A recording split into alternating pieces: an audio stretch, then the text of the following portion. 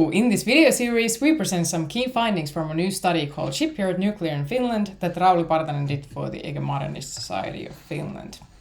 A floating nuclear power plant is an interesting idea. Let's talk about why. Rauli, what would you say are the main benefits? Well, there are several main benefits. One is, for example, the siting. It's extremely flexible because it floats. So you can tow it to wherever in the world you want to have it placed and sell your product. Since it's floating or at least sited on water, cooling should not be an issue because there's always water available for cooling the reactor. Depending a little bit on the site, it should not be on people's backyard, which people don't often like. If you start to build something big somewhere near where humans live, they don't like it that much. But this is offshore, so nobody lives there. You don't need any groundwork for the site, at least very little.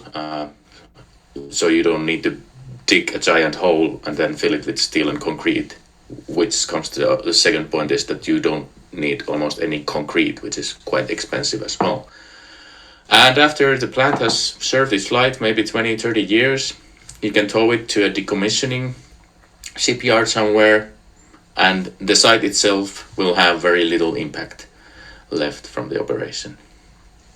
Recently, Finland rented a terminal ship for LNG to mitigate the situation of not getting gas from Russia.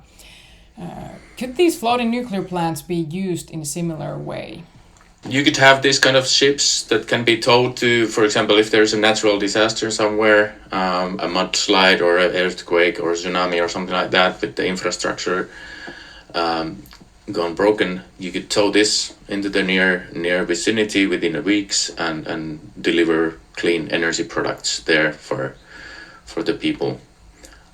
Or you could rent these out similarly, like we are doing with the LNG terminal ship.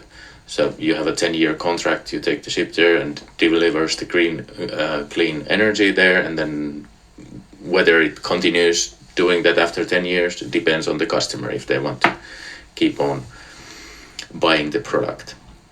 And you can also use these ships to bring failed power grids back online much easier, because normally they are not connected to the main grid. Depending on the ship, obviously, but you could have a ship that's not connected. So if the mainland grid fails, you can connect this ship there with several megawatts of reliable power. It's much easier and faster to bring back the grid, which is something that we are all dependent on.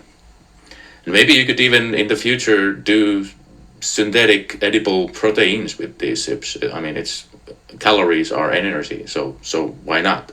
Which would lower the environmental footprint of food production as well, and increase our energy security from that point of view as well.